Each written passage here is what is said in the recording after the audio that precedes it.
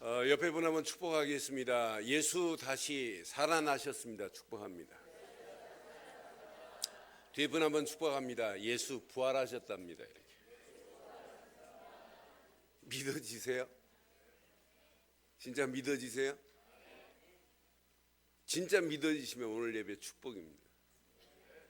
자, 오늘 이제 창세기 4장 말씀 보겠습니다. 4장 1절로 8절 말씀 교독하겠습니다.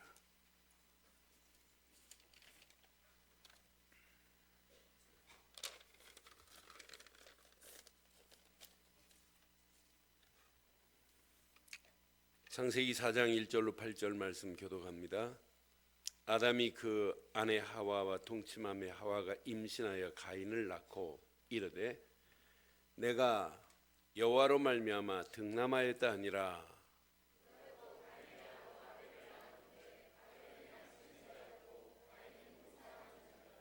세월이 지난 후에 가인은 땅의 소산으로 제물을 삼아 여호와께 드렸고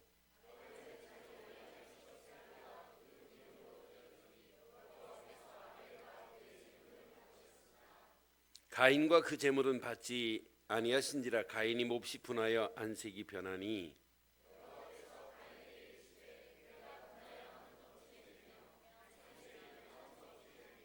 내가 선을 행하면 어찌 낯을 들지 못하겠느냐. 선을 행하지 아니하면 죄가 문에 엎드려있니라. 죄가 너를 원하나 너는 죄를 다스릴지니라.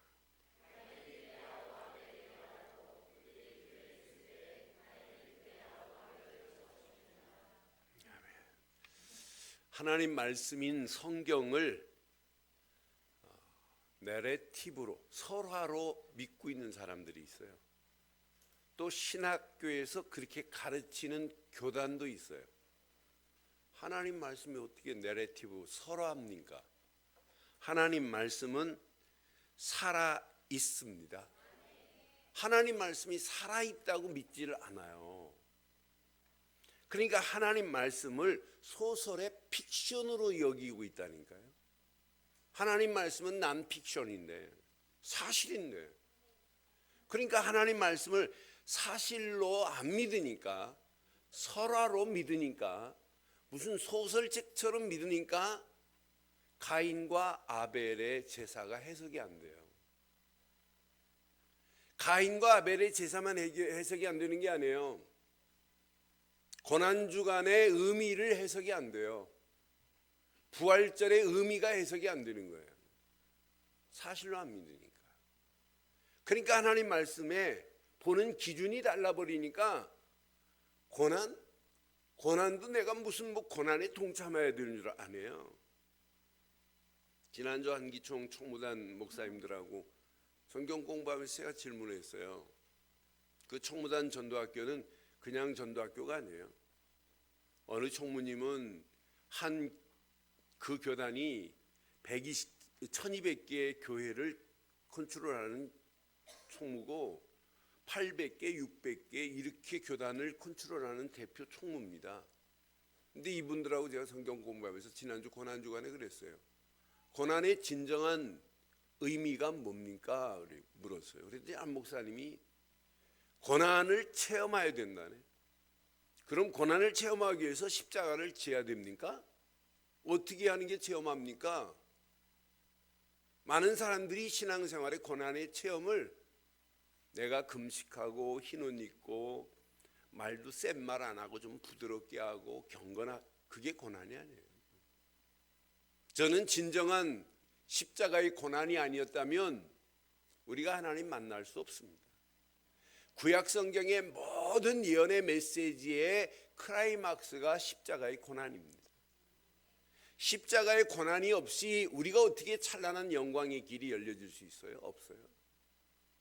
그래서 저는 진정한 고난주간은 나를 십자가에서 물과 피를 다 나를 위하여 쏟으신 예수, 그 고난의 십자가를 증거하는 것이 고난주간이다. 지금도 세상의 마귀의 죄에 고난당하고 있는 저 현장의 영혼들을 십자가의 고난으로 다 끝냈다고 하는 사실을 누군가는 말해줘야 고난주가 아니니 그게 진정한 고난이 아닙니까? 그랬더니 이 목사님들이 알아들었어요. 식사하면서도 우리가 지금 성경을 보는 기준이 틀렸구나. 복음의 눈으로 보지 못하니까 우리는 십자가의 고난을 막 내가 몸소 체험하려고. 아니에요. 그럼 십자가를 지고 못 박게 하죠. 필리핀에는 1년에 한 명씩 못을 박아요. 청년 하나를 사서 천주교에서 실제 못을 박아요. 그래서 개 한 번 못 박고 십자가에서 피 흘리고 끝나자마자 병원에 막 후송시켜서 치료해줘요. 그럼 개는 1년 동안 아무것도 안 해도 먹고 살아요. 그럼 개가 십자가에 달렸다고 그 친구가 그리스도입니까? 아닙니다. 십자가에 달릴 수는 있겠죠. 그러나 우리가 믿는 예수는 십자가에 달려서 물과 피를 다 쏟으시고 지금 십자가에 달려 계신 분이 아니에요. 장사 지내고 사흘 만에 부활하셔서 지금도 하나님 보좌 우편에 앉아 계시면서 우리의 기도를 들으시는 분입니다. 부활하셨습니다. 십자가에 못 박혀 계신 분이 아니고 무덤에 갇혀 있는 분이 아니에요. 예수님을 어떻게 무덤에 가둬요? 그 빈 무덤이 예수 부활을 증거하잖아요. 그래서 오늘 하나님 말씀을 사실로 붙잡고 오늘 저와 여러분들이 부활절 연례행사처럼 맞이하는 부활절이 아니라 우리는 가인과 아벨의 제사를 통해서 우리의 신앙생활이 하나님께 연락되어지는 복 있는 신앙생활이 되어 오늘만 부활절이 아니라 365일 부활의 기쁨을 온 땅에 알리는 저와 여러분들 되시기를 주의 이름으로 축원합니다. 그래서 오늘 제목을 이렇게 삼았습니다. 하나님께 연락되는 바른 예배를 회복하자. 다 같이 하겠습니다. 시작. 가인과 아벨의 예배를 보면 오늘 사장에는 가인과 아벨의 예배가 나와 있어요. 그때 당시는 예배라고 안 하고 제사라고 표현하는 게 맞아요. 그런데 저 쉽게 여러분들에게 이해시키려고 가인과 아벨의 예배라 이렇게 표현드렸습니다. 가인도 하나님께 제사했고 아벨도 하나님께 제사했습니다. 그런데 가인이 제사하고 어떻게 됐는지 또 가인의 후예들이 어떻게 됐는지를 여러분 자세히 보면 가인은 농사를 지은 자라고 2절에 분명히 말해요. 아벨은 양을 치는 목축을 하는 사람이었습니다. 그가 또 가인의 아우 아벨을 낳았는데 아벨은 양을 치는 자였고 가인은 농사하는 자였더라. 그런데 3절 보세요. 3절. 세월이 지난 후에 가인은 땅의 소산으로 제물을 삼아 여호와께 드렸고, 이건 뭐냐? 곡식으로 드렸다 이 말이에요. 그럼 곡식으로 드리는 예배를 하나님이 안 받느냐? 받습니다. 언제 받느냐? 피의 제사를 드린 다음에 레위기에 보면 받아요.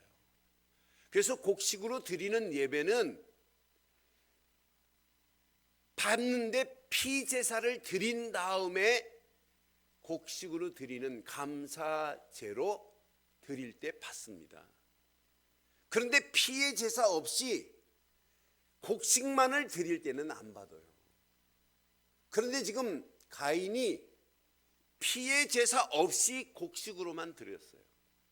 원래 곡식으로 드리는 제사를 제사 중에 5가지 제사 중에 소제라고 합니다. 소제라는 말은 히브리 말로 미나라고 하는 말인데, 미나라는 말은 곡식을 태워 연기로 드리다. 그래서 하나님이 연기로 흡양하다라고 하는 의미가 있어요. 그러니까 소제로 드리는 예배 받지만 피의 제사를 드린 다음에 받는데, 아벨은 피 없이 소제만 드렸기 때문에 하나님이 연락하지 아니했다는 얘기예요. 그래서 여러분 4절 5절 확인해 봐요. 4절.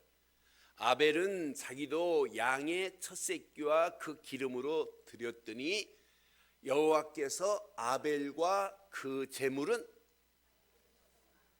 예배하는 아벨도 받으시고 제물도 받았어요. 그러니까 오늘 여러분 부활절 헌금 드리는 시간이 예배가 아니에요. 예배는 뭐가 드려져야 됩니까 그럼? 예? 여러분이나 내 자신이 하나님께 제물로 드려져야 되기를 바랍니다. 그러니까 아벨과 그의 제물을 받으셨으나 이랬잖아요. 그런데 5절 보세요. 5절 다 같이 5절. 가인과 그의 제물은 받지 아니하신지라 가인이 몹시 분하여 안색이 변하니. 6절. 여호와께서 가인에게 이르십니다. 네가 분하여 함은 어찌 됨이냐? 안색이 변함은 어찌 된 것이냐라고 지금 여호와께서 말씀해요. 7절 보세요. 내가 선을 행하면 어찌 낯을 들지 못하겠느냐? 선을 행하지 아니하면 죄가 문에 엎드려 있느니라. 죄가 너를 원하고 있구나. 너는 죄를 다스릴 수 있는 언약의 비밀, 피의 비밀을 가지고 있어라 이렇게 알려줘요. 그런데 가인은 못 알아들어요. 그러니까 8절에 결국은 가인이 그 아우 아벨에게 말하고 그들이 들에 있을 때에 가인이 그의 아우 아벨을 뭐 했다고요? 쳐 죽였대요.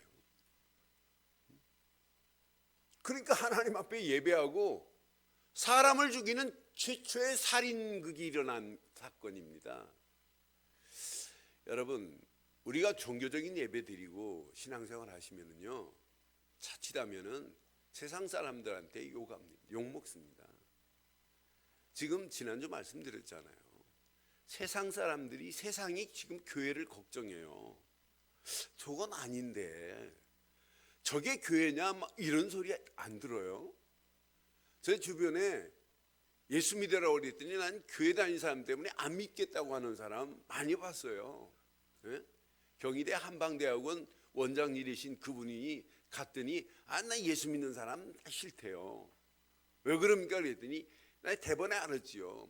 예수 믿는 사람한테 내가 5억 사기당했는데 그래서 안 믿겠대요. 그래서 아니 그 사람 때문에 지옥 가줄 필요는 없지 않습니까? 그냥 하나님 만나는 길만 알고 그걸 붙잡으셔야 하십니다. 그랬더니 말해보소 이럽니다. 그래서 하나님 만나는 길을 말해드렸어요. 그러니까 지금 우리가 실컷 예배 드린다고 하고 의자만 따뜻하게 하고 떠나는 벤치 오면 되면 안 되잖아요. 의자만 따뜻하게 하고 떠나는 게 그 예배입니까? 오늘 진정한 예배가 회복되기를 바랍니다. 그러니까 가인은 결국은 살인자로 전락해요. 가인의 후손들까지도 망하는 길로 가고 있는 것을 보여드릴게요. 16절 보세요. 이제 가인이 여호와 앞을 떠나서 그 에덴의 어마어마한 축복을 누려야 되는데 에덴 동쪽 놋 땅으로 거주하더니 그랬어요. 놋이라는 단어를 확인해 보니까 유리하는 곳이라 이렇게 표현되어 있어요. 놋 자체가 유리함이라는 의미를 가지고 있어요. 그러니까 에덴 동쪽에 놋 땅에 가서 지금 유리 방황하고 있는 이런 상황이라요. 그러면서 가서 누구를 낳느냐? 아들을 낳아요. 17절에 보니까 아내와 동침함에 그가 임신하여 에녹을 낳은지라. 가인이 성을 쌓고 그 아들의 이름으로 성을 이름하여 무슨 성이라고 했겠어요? 그럼 에녹성이라는 이름을 붙여요. 여러분 5장에 나오는 에녹하고는 달라요. 셋의 6번째 쭉 대를 이어가는 그 에녹은 하나님과 동행하다가 죽지 않고 들림받은 자지만 여기 가인의 아들 첫 번째 아들 에녹은 성을 쌓습니다. 에녹이라는 이름을 가지고 성을 쌓아가지고 결국은 하나님 없는 문화가 계속 진행이 돼요. 그 다음 절 보세요. 17절. 에녹이 이랏을 낳고 이랏은 무할렐을 낳고 무할렐은 무드사일을 낳고 무드사일은 라멕을 낳았어요. 그러면서 쭉 대를 쭉 이어가는 내용을 확인해 보면 최초의 에녹성을 쌓고 20절에 보니까 이 자손들은 지금 뭘 위해서 사는지 잘 봐요. 자, 이라는 야발을 낳았으니 그 장막을 거주하며 가축을 치는 자의 야발은 가축 치는 자의 조상이 되어 목축업의 시초자가 됩니다. 자, 21절 봐요. 그의 아우의 이름은 유발이니 그는 또 수금과 통소를 잡는 자들의 조상이라. 음악하는 자의 조상이 돼요. 최초의 음악하는 자가 여기 수금을 타고 통소를 부는 자들이 여기에 나와요.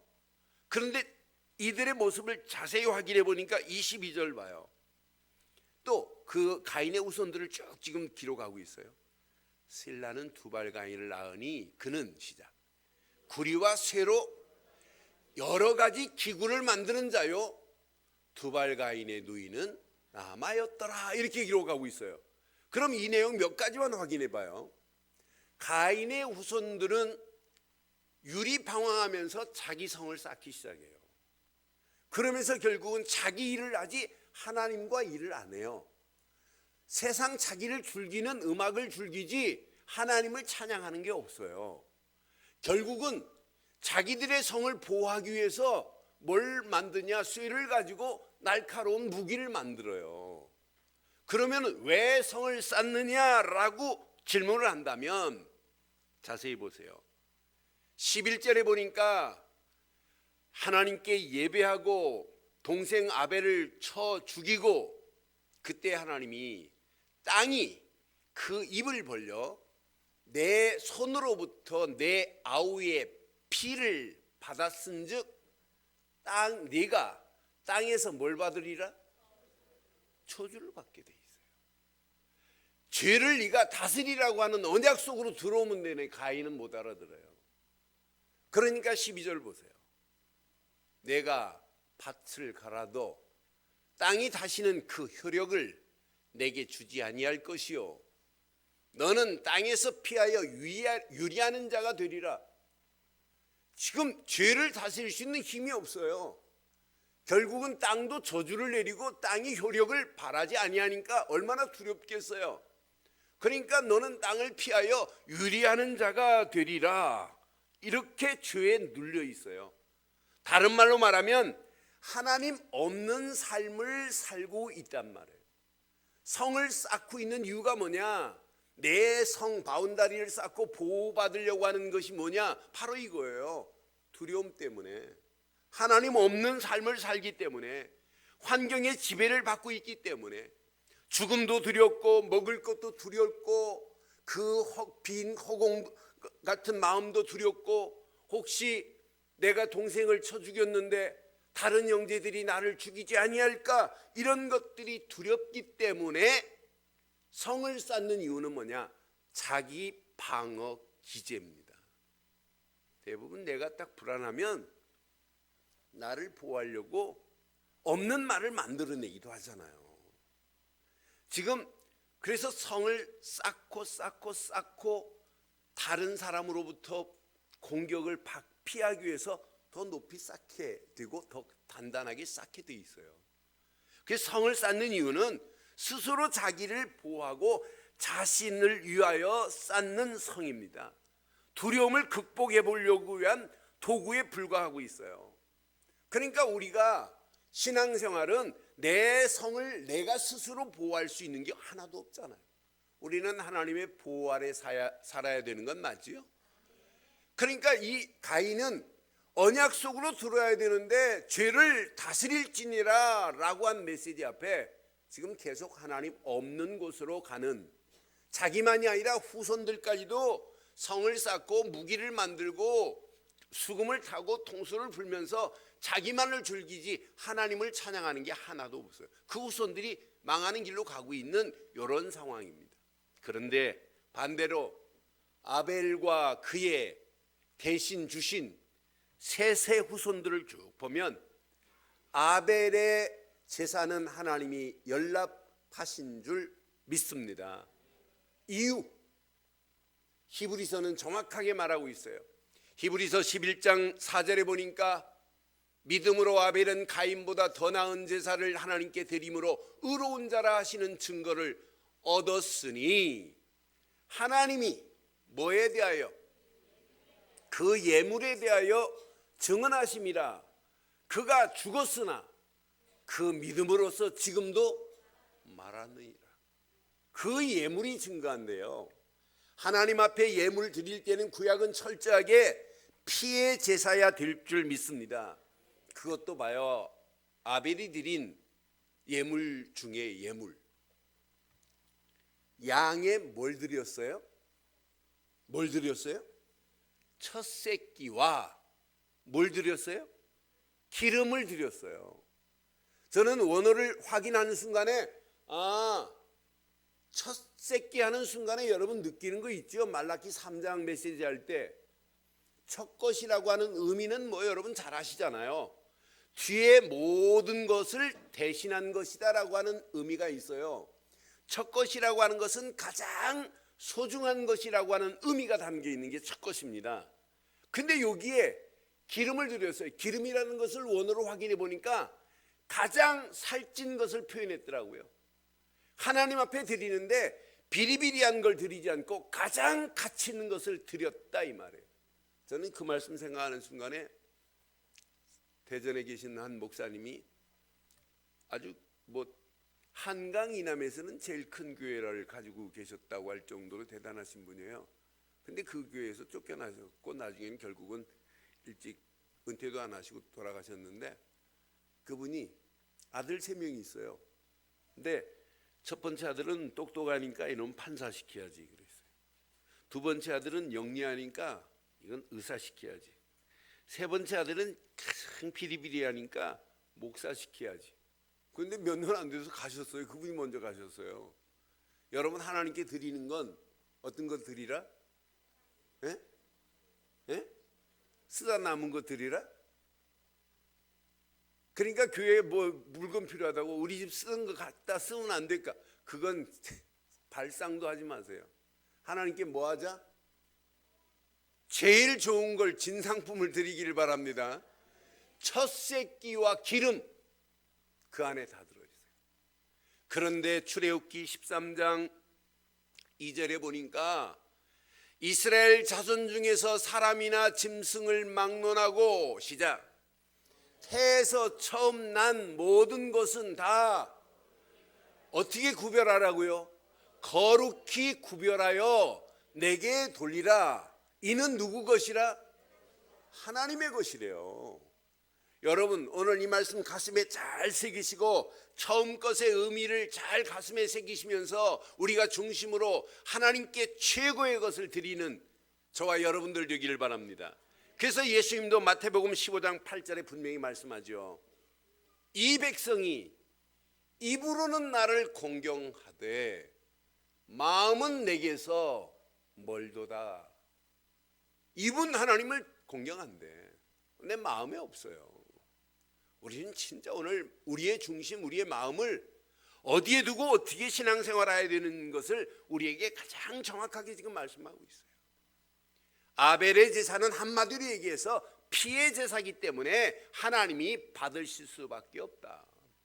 이 피의 비밀을 모르고 하나님 앞에 예배한 가인의 예배는 하나님이 흡양하지가 않았어요. 연락하지 아니하셨어요.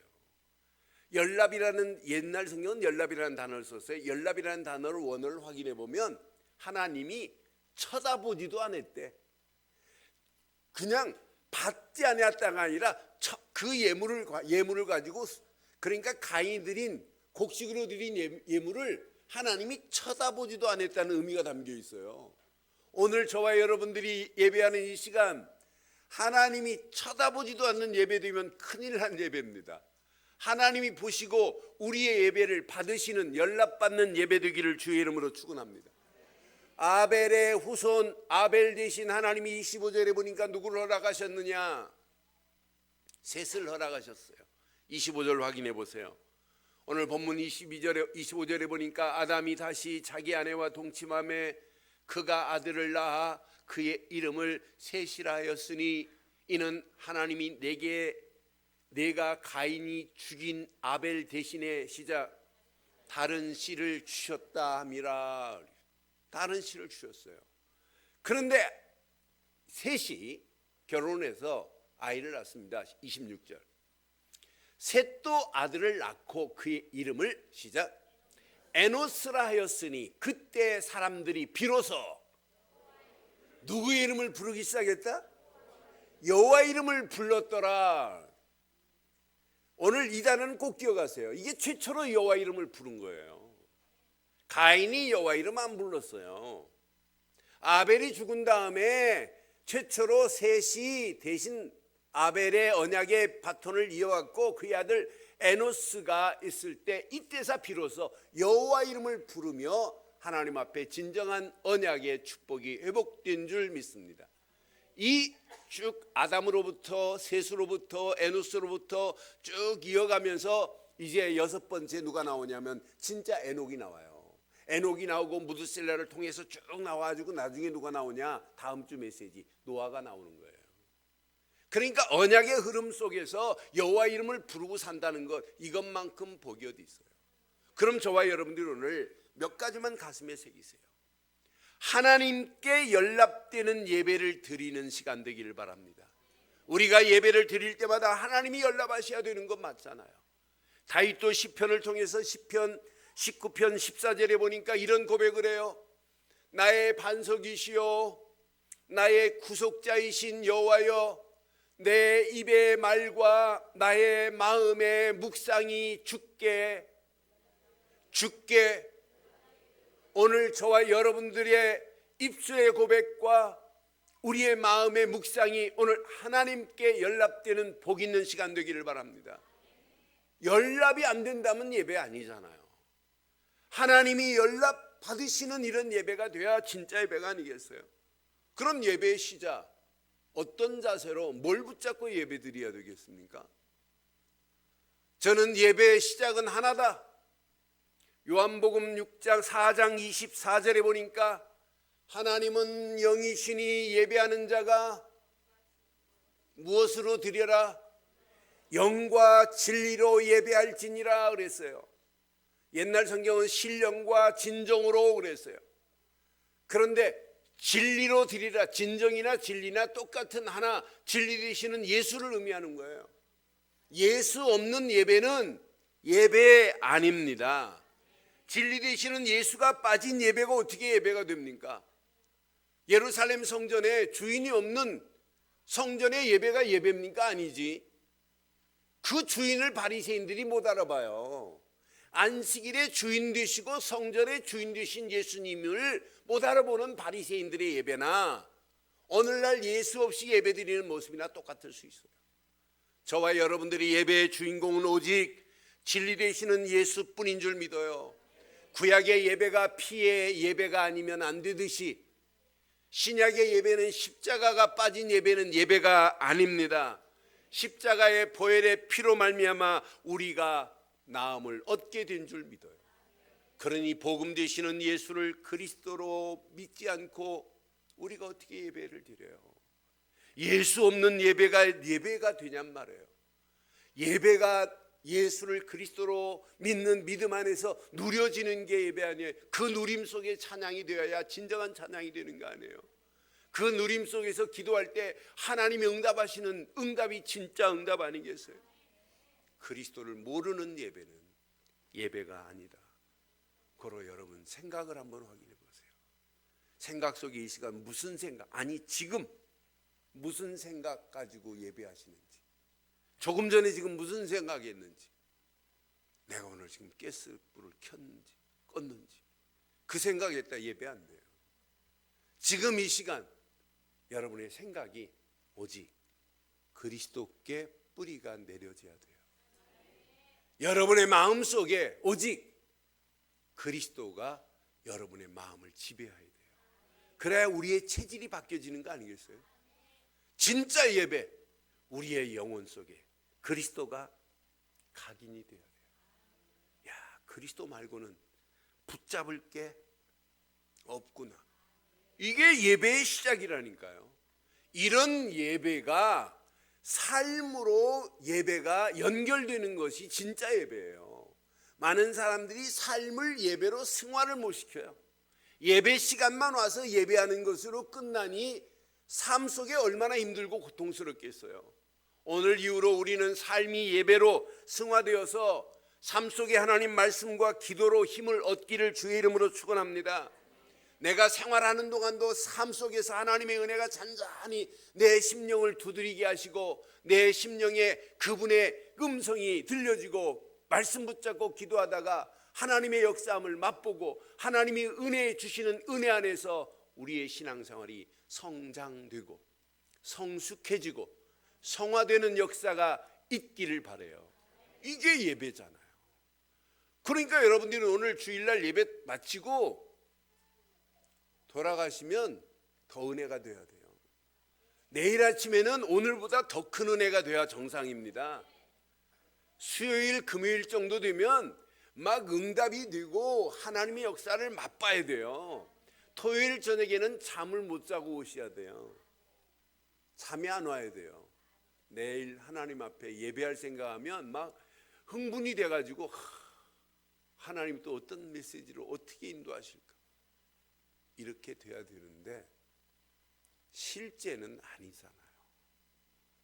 주일날 좀 은혜 받고 월요일 되면 반은 또 날라갔고 수요일 되면 3분의 1밖에 안 남고 목요일 되면 제로 포인트가 되고 금요일 되면 사단한테 얻어맞기 시작하고 토요일은 완전 짓눌려서 일어나지도 못하고 그럼 주일날 간신히 어떻게 나와가지고 조금 은혜 회복되고 만약 그런 신앙의 사이클을 가지고 계시다면 이번 주간 결단하세요.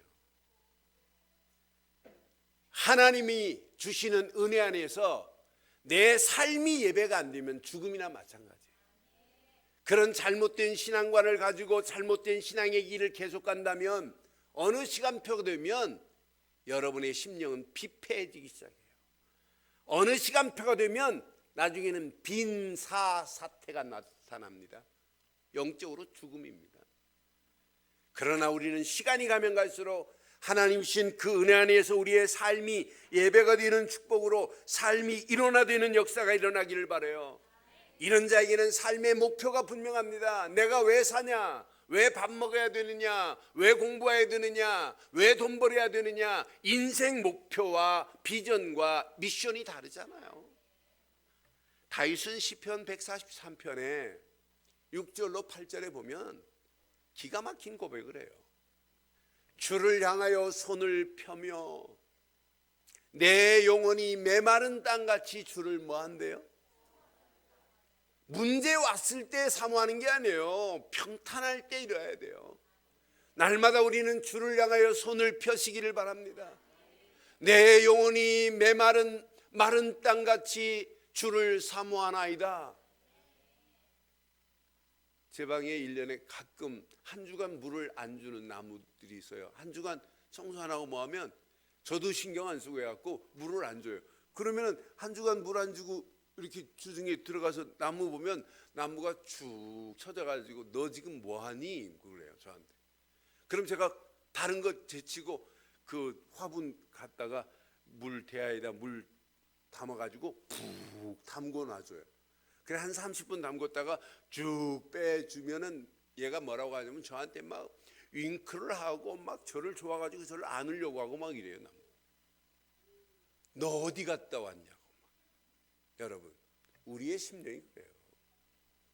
은혜 못 받으면 나무 물을 기다리는 나무처럼 쭉 쳐져가지고 언제 어느 때 지금 죽을지 모를 이런 상황이라 다윗은 오늘 고백합니다. 내 손을 어떻게 한다고요? 주를 향하여 펴며 사모하는데 그냥 사모가 아니에요. 내 영혼이 마른 땅같이 주를 사모한대요. 마른 땅에서 물을 구하듯이 내가 이렇게 사모하겠나이다. 7절에 보니까 분명히 이렇게 말씀합니다. 여호와여 속히 내게 응답하소서. 내 영이 피곤하나이다. 주의 얼굴을 내게서 숨기지 마소서. 내가 무덤에 내려가는 자 같을까 두려워하나이다. 8절 평생 기억하세요. 시작. 아침에 나로 하여금 주의 인자한 말씀을 듣게 하소서. 내가 주를 의뢰함나이다. 내가 다닐 길을 알게 하소서. 내가 영혼을 주께 이런 축복이 여러분 것 되기를 바라요. 아침에 나로 하여금 주의 말씀을 듣게 하소서. 이게 예배 아니에요? 내가 주를 의뢰하나이다. 이게 우리의 삶이 아니에요? 내가 다닐 길을 알게 하옵소서. 내 영혼을 주께 뭐하나이다? 드림입니다. 곧 신앙생활은, 예배는 드림입니다. 드림입니다. 여러분 자신을 드리지 않고 어떻게 예배가 돼요? 자신을 드리는 예배 되기를 주의 이름으로 축원합니다. 로마서 12장 1절에 분명히 말씀합니다. 그러므로 형제들아, 내가 하나님의 모든 자비하심으로 너희를 권하노니 너희 몸을 하나님이 기뻐하시는 거룩한 산 제물로 드리라. 거룩한 산 제물로 드리라. 이는 너희가 드릴 영적 예배니라. 예배는 예물을 갖다 놓고 드리는 게 아니에요. 예물을 드리는 게 아니에요. 예물보다 뭘 드려야 된다? 우리의 자신을 하나님께 드리는 예배 되기를 바랍니다. 왜? 예수님이 우리를 위하여 이렇게 하셨기 때문에. 에베소서 5장 2절에 보니까 그리스도께서 너희를 사랑하신 것 같이 너희도 사랑 가운데 행하라. 그는 우리를 위하여 자신을 버리사 향기로운 제물과 희생제물로 하나님께 드리셨나이다. 그분은 우리를 위하여 이렇게 드리셨어요. 고로 오늘 예배는 내 자신을 하나님께 드리는 예배 되기를 바랍니다. 아벨이 첫 새끼 어린 양을 드렸습니다. 양으로 첫 새끼 기름진 것으로 드렸습니다. 그런데 하나님은 아벨과 그의 제물을 연락하였느니라. 오늘 우리가 드려지는 이 예배가 하나님이 먼저 우리 자신을 받는 예배 되기를 바랍니다. 자신이 드려지지 않고 어떻게 예배가 돼요? 구약의 짐승으로 표현한다면 우리 자신이 어떻게 드려져야 되느냐? 예배는 내 자신이 죽는 게 예배입니다. 제가 인도에서 봤어요. 인도에 성경을 비슷하게 하나님 성막에서 예배하는 것 비슷하게 하는 신이 있습니다. 그 신전을 제가 부러 찾아갔어요. 혼자 찾아가가지고 거기 안내하는 사람 붙잡고 좀 안내 좀 해줘라 그랬더니 저를 데리고 가는데 이 친구가 그 신전 안으로 들어갔는데 신을 벗으래요. 난 신 못 벗는다. 이 거룩한 곳이라 신을 벗어라. 나는 거룩한 내가 하나님을 모시고 있는데 난 신 못 벗겠다. 나는 목사다 이랬어요. 그런데 얘가 목사라고 하는데도 저한테 도네이션을 좀 받으려고 안내를 잘해줘요. 근데 걔네들 말하는 제사장이 이제 돈 있는 사람은 염소를 한 마리 가지고 가더라고요. 염소를 가져가고 단두대가 있어요. 단두대가 염소를 딱 넣으면 염소가 벌써 죽는 줄 알고 소리도 안 하고 풀이 쭉 죽어있어요. 그러니 단두대 칼이 빡 내려가서 빡 치더라. 그러니까 피를 받아요. 그럼 재물 가져간 사람이 피를 가지고 신전에 갖다 뿌려요. 그 신은 태워서 드리지는 않더라고요. 그 옆에 보니까 막 가죽을 벗겨가지고 염소가 막 쌓여 있습니다. 근데 구약에는요, 예배는 짐승은 내 대신 죽는 거예요. 그럼 짐승이 죽어야 돼요. 죽어야 돼요. 그럼 누가 죽어야 돼요? 지금 예배는 내가 죽어야 돼요. 죽는 정도가 아니에요. 하나님께 드리려면 가죽을 벗겨야 돼요. 그럼 누가 벗겨져야 돼요? 누가 벗겨져야 돼요? 우리 자신이 벗겨져야 돼요. 벗겨서 드려지는 정도가 아니에요. 각을 쳐요. 각을 쳐서 번제물에 제단에 드려져요. 이걸로 끝나는 게 아니에요. 불로 태워 드리는 게 제사예요. 그럼 진짜 예배는 뭐겠어요? 진짜 예배는 아니 예배 실컷 드리고 내 말하고 있다?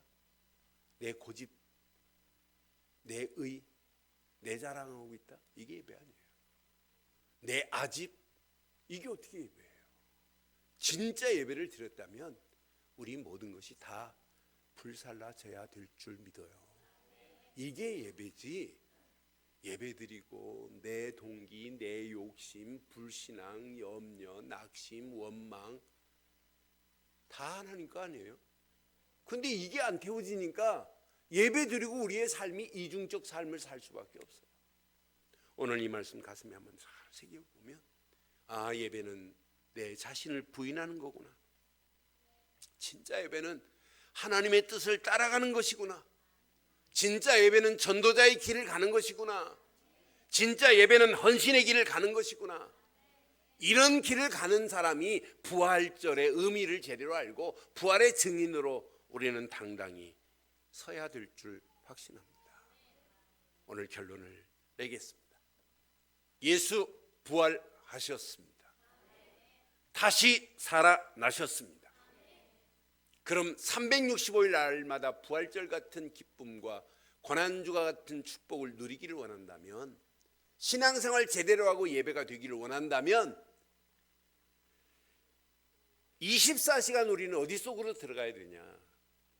오직 갈보리 십자가의 언약 속으로 들어가야 삽니다. 그 언약 속에서 할 말이 뭐가 있어요?